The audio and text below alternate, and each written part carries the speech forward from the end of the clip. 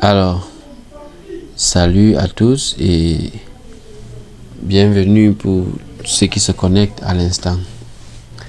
Alors ici, nous sommes parvenus au niveau du module établissement des stratégies marketing.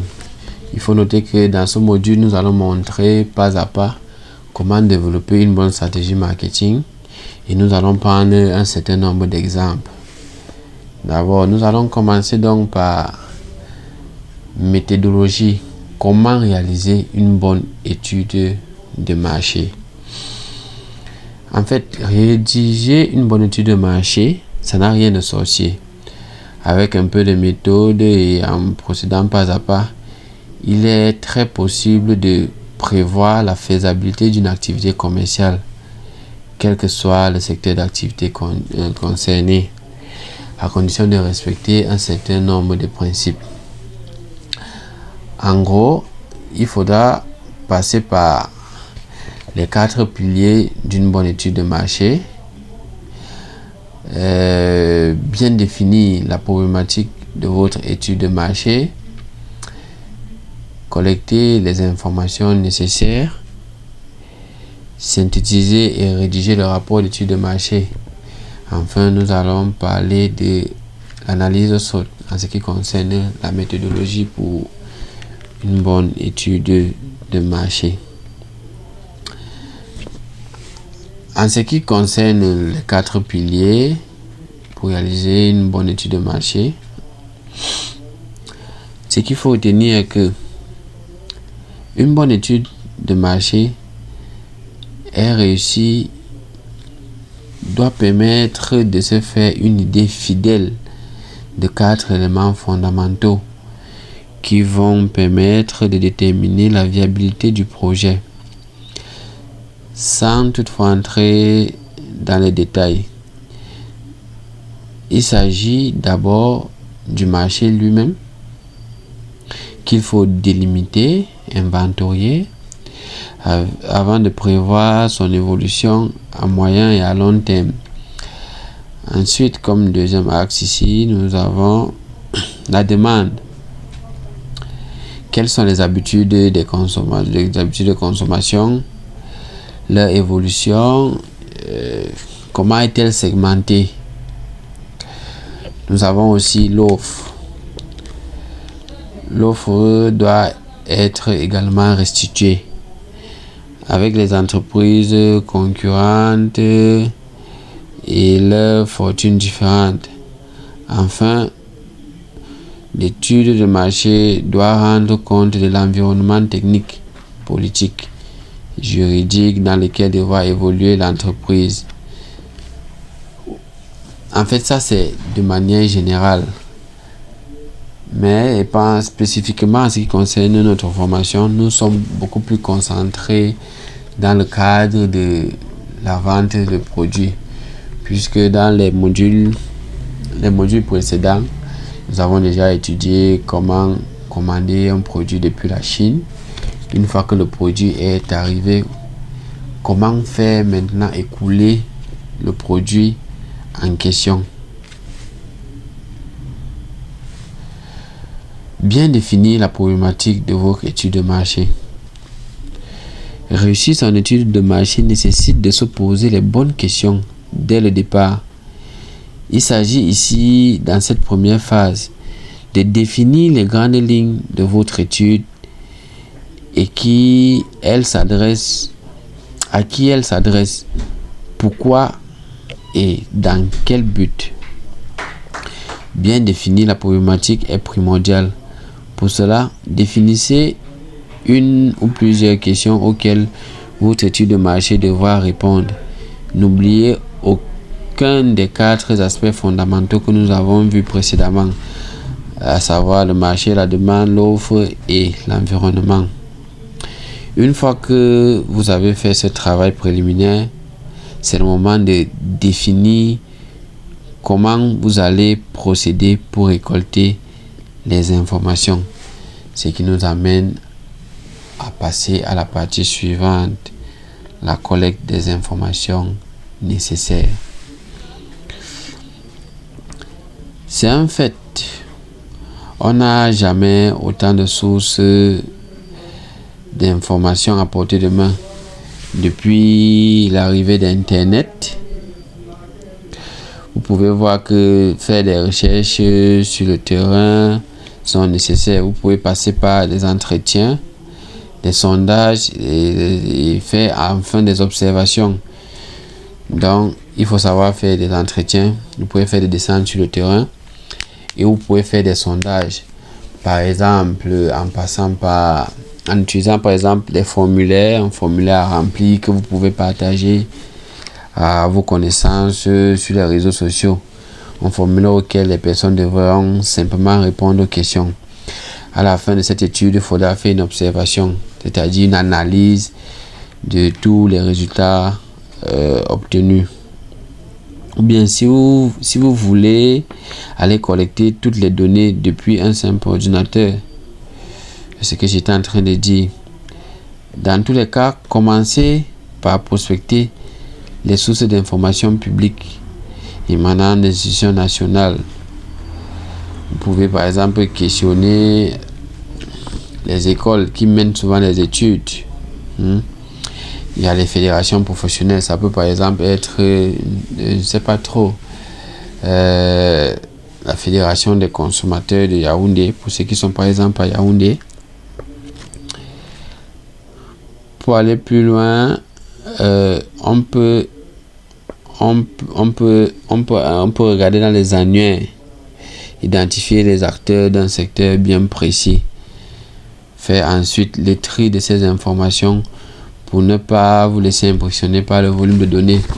Parce que lorsqu'on collecte les informations, on a tendance à avoir énormément d'informations. Et maintenant, parmi ces informations-là, il faut savoir trier celles qui nous seront le plus nécessaires.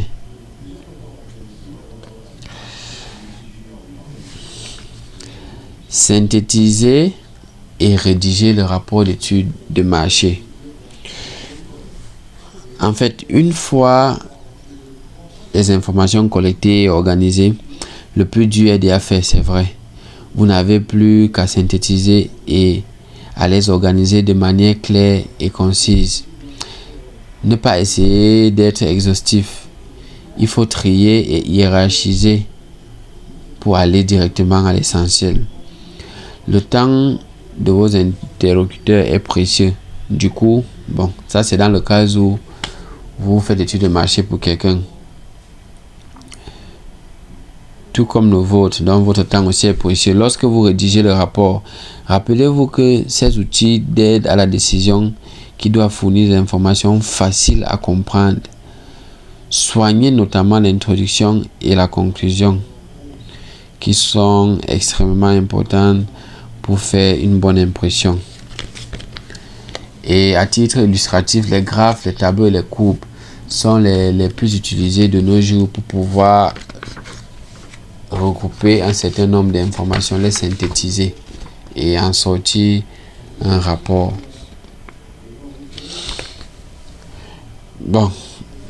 Là c'était le plus important en ce qui concerne l'étude de marché. Maintenant, nous allons passer à un cas pratique d'étude de marché la plus utilisée, que nous allons appeler ici l'analyse SWOT. Et nous apprendrons tout à tout quelles sont les étapes de l'analyse SWOT, comment réaliser le SWOT et ce qu'il faut effectivement faire après l'analyse SWOT.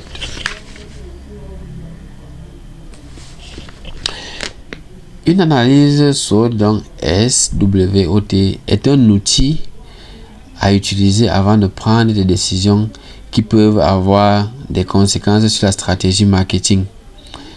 En effet, le SWOT, c'est un acronyme de l'anglais qui signifie Strength, Weakness, Opportunity, Threat.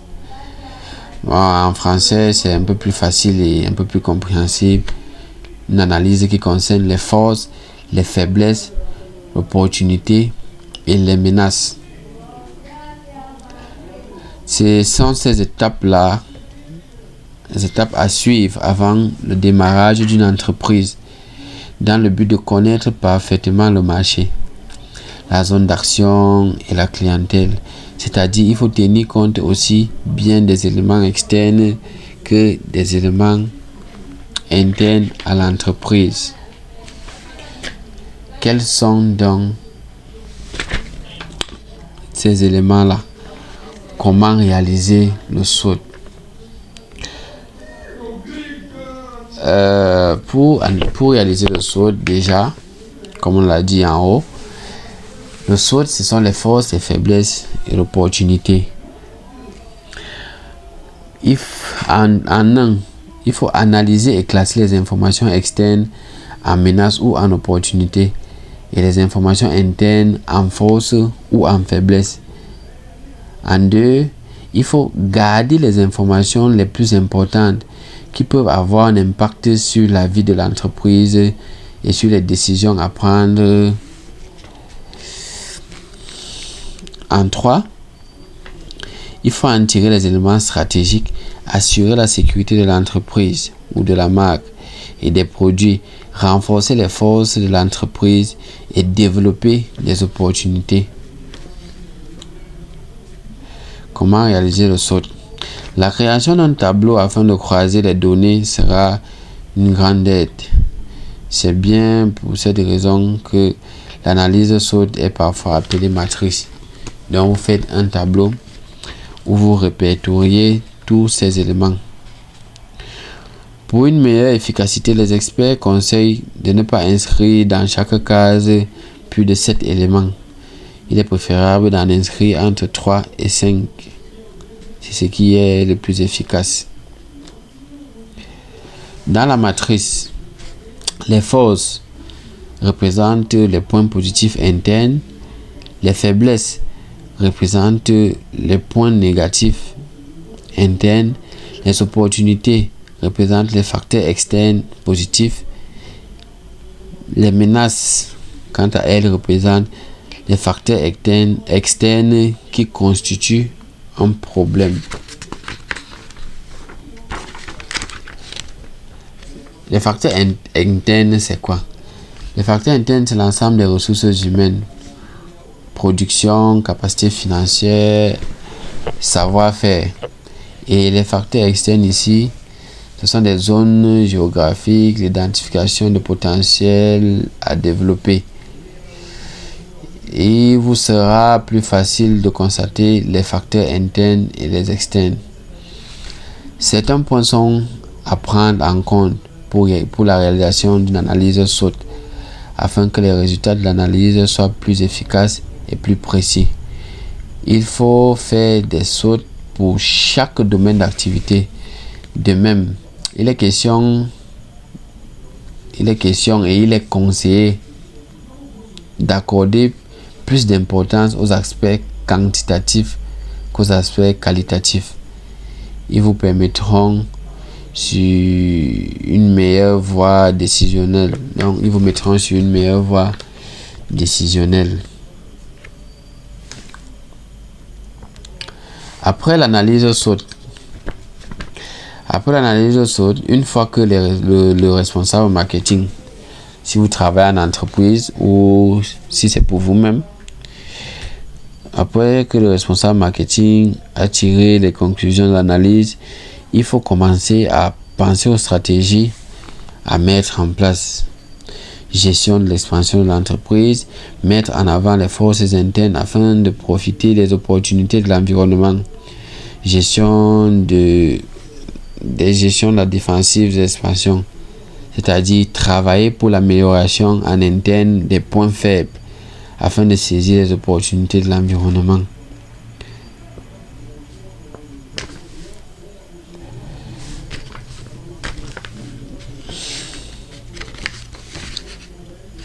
Bon, voilà ce qui concerne l'analyse SWOT. Après cette analyse, nous allons passer au chapitre suivant qui est le neuromarketing. Et on a intitulé le neuromarketing. Qu'est-ce que c'est et comment l'appliquer à votre business. Par définition, le neuromarketeur, c'est qui? Le neuromarketeur, c'est celui-là qui cherche à comprendre et à influencer le comportement d'achat des prospects. Le neuromarketing permet d'apporter de nouvelles pistes de réflexion. Depuis la création des publicités classiques, auparavant nous avons les posters, les flyers, les publicités télévisées et autres. Le marketing a fait un bien long chemin. Aujourd'hui, il n'est plus seulement envisageable d'organiser une campagne marketing efficace sans une analyse complète des différents indicateurs de performance permettant de mesurer le comportement des prospects. Le neuromarketing va encore plus loin que l'analyse des types taux de clics ou taux de conversion. Il s'agit d'appliquer le savoir de la neuroscience pour comprendre et influencer vos clients potentiels. Le neuromarketing, une définition. Le neuromarketing est l'application du savoir acquis par les neurosciences cognitives au domaine du marketing et de la communication de la vente.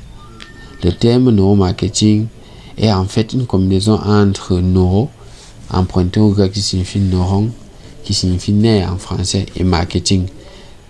Donc en clair, le neuromarketing est une discipline qui utilise les résultats de la neuroscience et de la psychologie pour comprendre et accompagner plus efficacement le parcours des clients ou des prospects.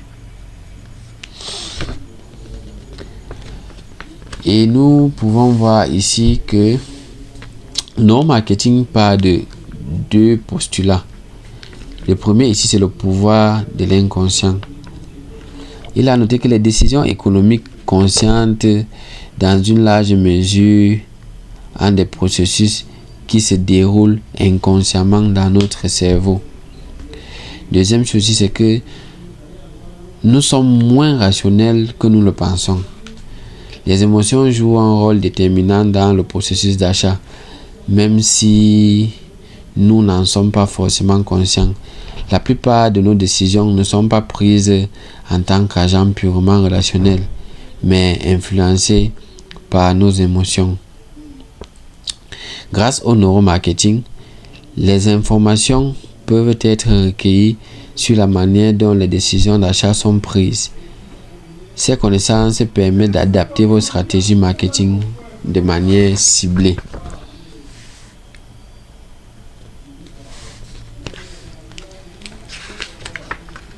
Comment fonctionne le neuromarketing?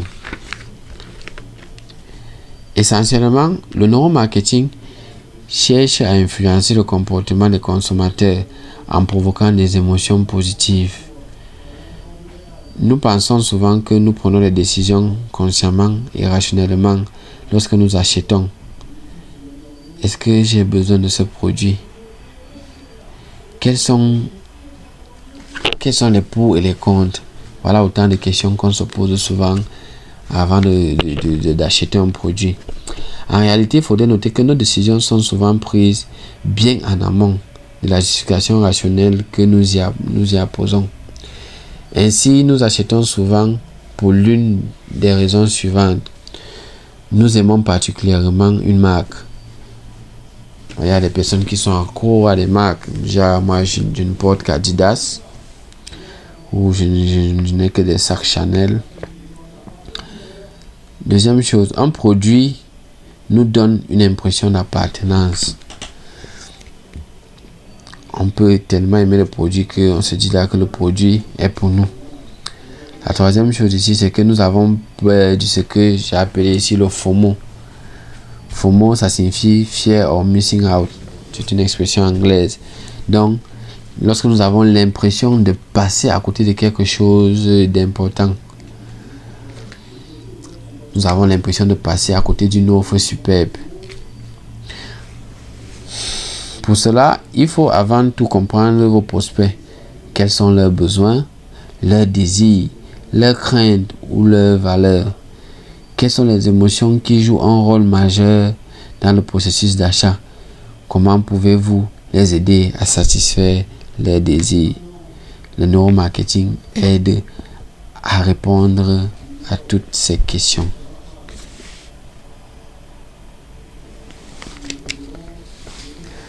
Bon, toutefois, il faudrait noter que le neuromarketing a des limites éthiques. En fait, si le neuromarketing peut être une stratégie efficace, il faut faire très attention à ne pas dépasser certaines limites éthiques. Par définition, le neuromarketing permet d'influencer les consommateurs dans le but de les pousser à l'achat. Il s'agit donc d'une forme de manipulation. La question se pose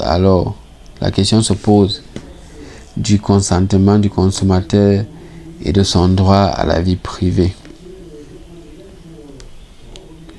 Pour pouvoir profiter des avantages du neuromarketing sans toutefois tomber dans la manipulation, nous vous conseillons de vous limiter à des techniques de neuromarketing soft.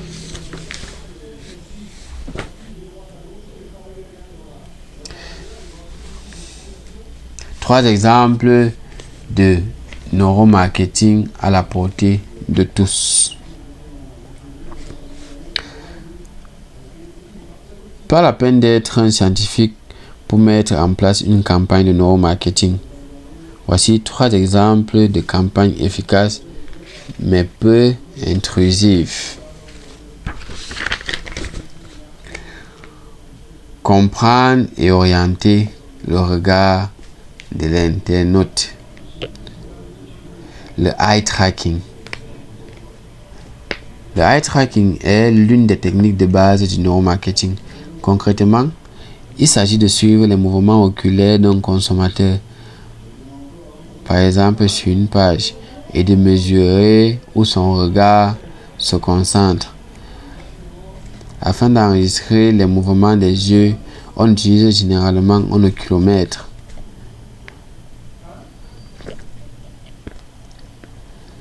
Deuxième exemple, l'importance de la taille et du poids d'un élément.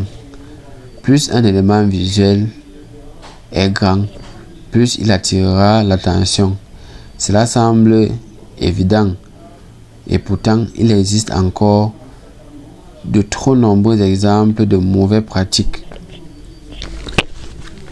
Dans le module précédent, vous avez vu comment créer un visuel avec Canva. C'est pour cela que nous avons, l'équipe et moi, nous avons insisté à faire passer la formation Canva avant. Parce que ça te permettra de comprendre effectivement ce qu'on a envie d'exprimer ici. Donc, dans le neuromarketing, c'est-à-dire dans la conception des visuels, tout compte. La taille, les couleurs, les indices visuels pour orienter le regard. Si vous avez par exemple une page qui contient un bouton et une photo de personne, il peut être intéressant de faire en sorte que la personne regarde vers le bouton. Bien sûr, vous n'aurez pas toujours des photos d'êtres humains dans votre page, mais il existe bien d'autres moyens d'orienter le regard. Deuxième partie de ce grand titre, utiliser la psychologie des couleurs pour évoquer des émotions. En fait, les couleurs sont un très bon moyen d'influencer positivement la perception de votre marque. Les couleurs permettent de créer facilement différentes émotions, même s'il ne s'agit pas d'une science exacte et que l'expérience personnelle et le contexte culturel sont importants. La psychologie des couleurs peut facilement être utilisée pour suggérer différentes émotions. Nous avons quelques exemples pratiques. Le vert. Le vert est une couleur qui sera utilisée pour donner une impression de confiance et rappeler la nature parfaite Parfait produit alimentaire, par exemple. Le jaune, quant à lui, donne un côté jeune, actif, espiègle à vos produits. C'est la couleur de l'énergie et du dynamisme. Le rouge, de son côté, est associé à la passion, à l'amour, mais aussi au danger. Parfait pour les campagnes, pour la Saint-Valentin ou pour des publicités un peu plus exi, des publicités qui tendent vers le sexy, le glamour. Sans oublier que les consommateurs tendent à se souvenir des couleurs plus que du nom ou même du logo d'une marque. Trouvez des couleurs qui correspondent à l'émotion que vous voulez provoquer chez vos prospects est donc un aspect déterminant de votre branding. Et pour finir, créer un sentiment d'urgence.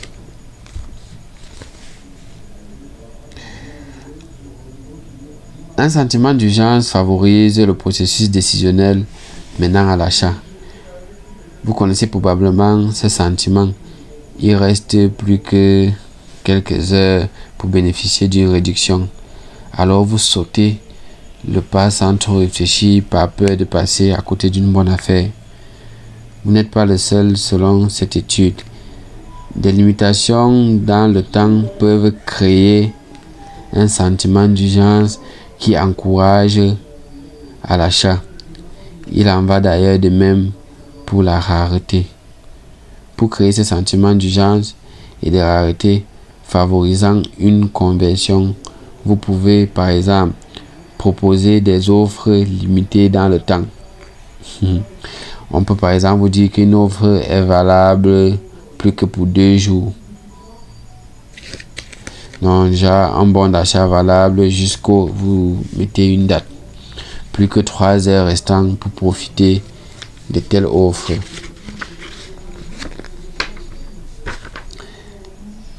Entre autres, il faudrait aussi limiter le nombre de produits vendus.